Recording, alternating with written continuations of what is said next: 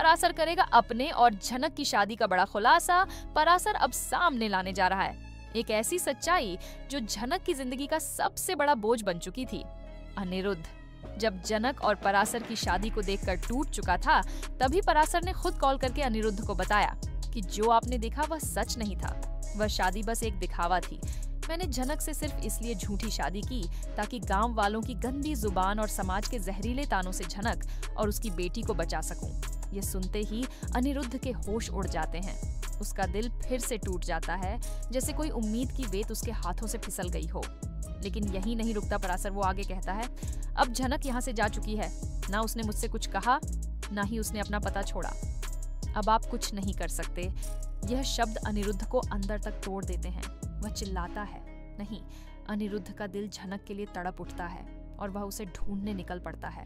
हर daily, हर bus stand, हर सड़क पर वह झनक को तलाशता है और तब किस्मत उसे झनक से मिला ही देती है।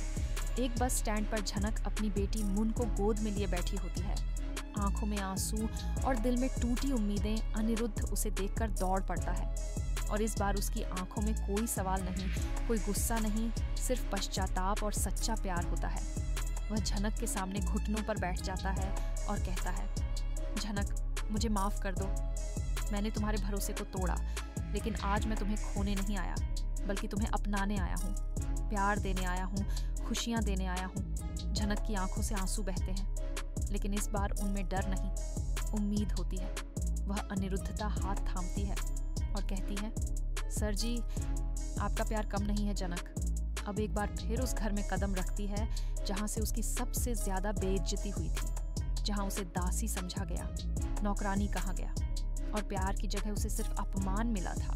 लेकिन इस बार उसके साथ अनिरुद्ध है, उसका समर्थन, उसका सहारा और उसके चेहरे पर पहली बार एक सुकून भरी मुस्कान है। घर में कदम रखते ही सबसे पहले दादी झनक को देखकर बिफर जाती है। वो गुस्से में कहती है, फिर से आ गई, यह लड़की, अब क्या बर्बादी बाकी रह गई है इस घर की।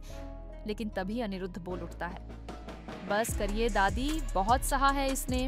अब यह झनक सिर्फ इस घर की बहू नहीं, बल्कि मेरी बेटी की माँ है और मैं इसे अपनी पत्नी का दर्जा देने आया हूँ। पूरे घर में सन्नाटा छा जाता है। अलशी जो पीछे खड़ी सब देख रही थी, अब अपने होश खो बैठती है। वो चिल्लाकर कहती है, तुम पागल हो गए हो अनिरुद्ध, ये लड़की तुम्हें इस कदर बहका चुकी है कि तुम अपनी सदाई, अपने रिश्ते सब भूल गए।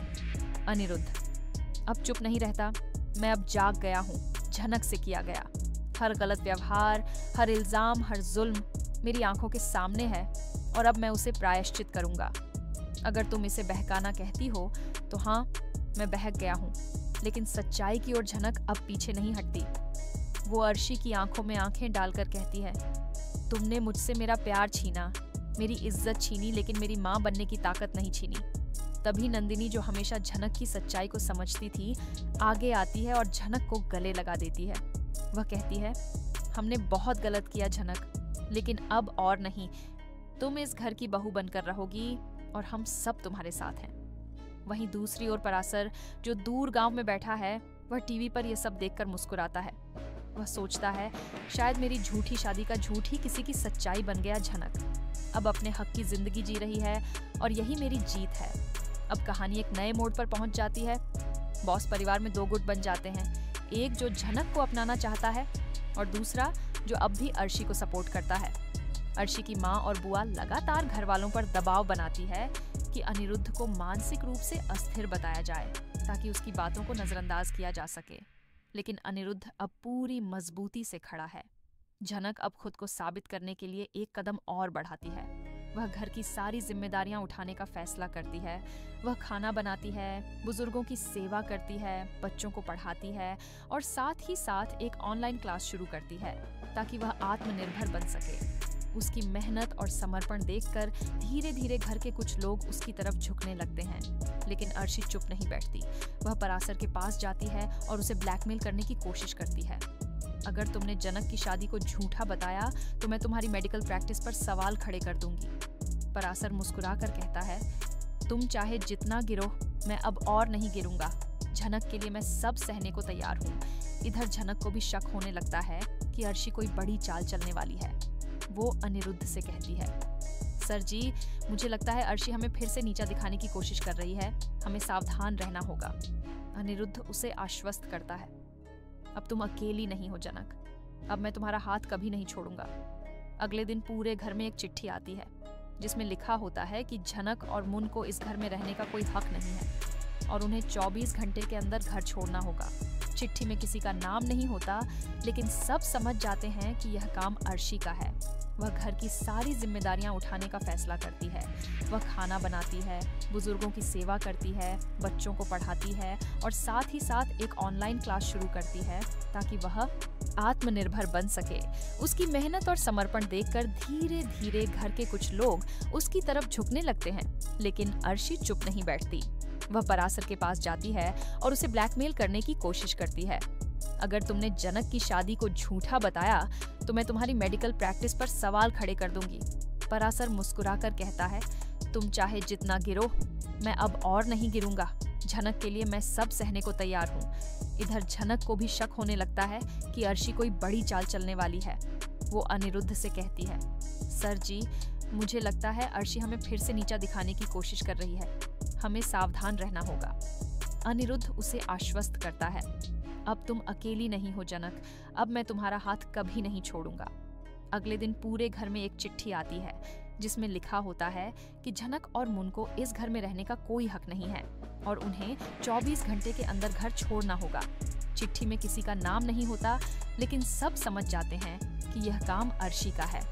अनिरुद्ध चिट्ठी को जलाकर फाड़ देता है और सबके सामने घोषणा करता है, अगर इस घर में झनक को जगह नहीं है तो मुझे भी कोई हक नहीं, मैं इसे लेकर इस घर से चला जाऊंगा। यह सुनकर दादी और बाकी सदस्य चौंक जाते हैं।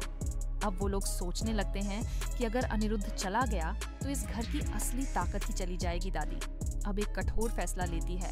वह पूरे परिवार को बुलाकर कहती है, मुझे झनक से सैकड़ों शिकायतें थीं, लेकिन आज वह बहू बनकर नहीं, लक्ष्मी बनकर लौटी है। जो लड़की हमारी इज्जत और बेटे की जान दोनों संभाल रही है, उसे हम कैसे बाहर निकाल सकते हैं। अर्शी को यह बात हजम नहीं होती। वह चुपचाप कमरे में जाकर अपना सूटकेस पैक करने लगती है। अनिरुद्ध पीछे आता है और कहता है, तुम्हें इस घर से नहीं, अपने घमंड से बाहर निकलने की जरूरत है। अर्शी रोते हुए कहती है, मैंने तुमसे सच्चा प्यार किया था। अनिरुद्ध जवाब देता है, प्यार की पहचान त्याग है, जिद नहीं। झनक ने हमेशा दिया है, तुमने सिर्फ छीना है स्क्रिप्ट। अब यहाँ एक बहुत बड़े क्लाइमेक्स की ओर बढ़ रही है, क्योंकि अर्शी जाने से पहले एक आखिरी चाल चलती है। वह एक प्रेस कॉन्फ्रेंस बुलाती है और कहती है कि झनक की बेटी मुन का बायोलॉजिकल पिता कोई और है और वह सबको धोखा दे रही है। यह सुनकर पूरे मीडिया में हलचल मच जाती है। क्या अब अनिरुद्ध और झनक फिर से अलग हो जाएंगे? क्या मुन की सच्चाई उजागर होगी या फिर झनक एक बार फिर पूरे समाज और मीडिया को करारा जवाब देगी? कहानी अब एक नए मोड़ पर पहुंच चुकी है, जहां मोहब्बत, पछतावा और साजिशें एक साथ टकरा रही हैं। अगर आपको भी लगता है कि जनक और अनिरुद्ध डिर्व करते हैं एक नई शुरुआत, तो नीचे कमेंट करें जस्टिस फॉर जनक और जुड़े रहिए हमारे चैनल के साथ, क्योंकि अगले एपिसोड में कहानी और भी ज्यादा आग लगाने वाली है।